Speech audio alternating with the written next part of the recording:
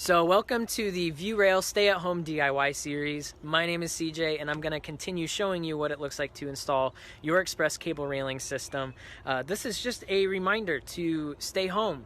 It's a reminder that this is a time when you can invest in your home and do some of the projects you've been wanting to do, that you can spend more time with your family and create some memories in the process. Our express cable railing is ready to ship within 1 to 2 days, and that's one of the reasons why I'm showing this to you. You can do this yourself, you can follow along with me, you can even install it with me. My wife is going to be joining with me as we are doing this as well, so we're getting ready to get started. So this is just a reminder: stay home, stay healthy, and stay tuned. So I'm about to get started taking my measurements for my railing system. This is one of the most crucial parts for your whole project because it sets up how many posts you're going to need.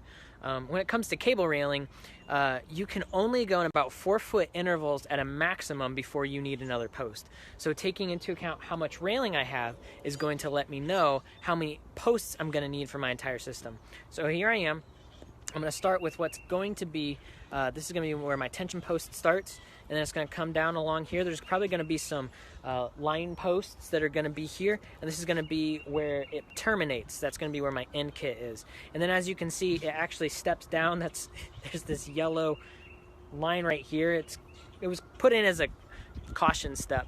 We're going to be removing that. But the railing is going to continue around here. There's going to be where my corner post goes, and it's going to be where another end post goes, and then it's going to go down the steps, and then I'm going to continue around the rest of the deck.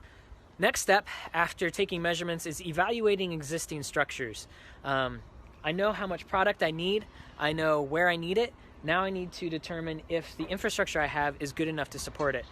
My deck, while it is weathered, it is good enough to support the railing system that is about to go in. So for me, my next step is going to be demolishing this wooden railing. I'm going to be doing that with a Sawzall. I'm going to be doing that with an impact driver just to take out some of the screws.